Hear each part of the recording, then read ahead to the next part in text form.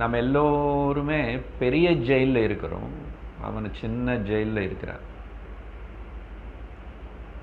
என்னது பெரிய ஜெயிலுன்னா, இந்த உலகமனே, உலகத்தில் இருக்கிற ஒரு சம்சாரமனே ரெண்டாக சொல்லலாம். பெரிய ஜெயிலுன்னு சொல்லலாம், அவன் இருக்கிறதுக்கு மேலே இன்னும் சின்ன ஜெயிலுன்னு சொல்லலாம். ரெண்டும் சொல்லுவேன். அப்படின்னா இந்த சரீரமனே ஒரு சின்ன ஜெயிலு, இதுக்குள்ளே நான் மாட்டிருக்கேன்.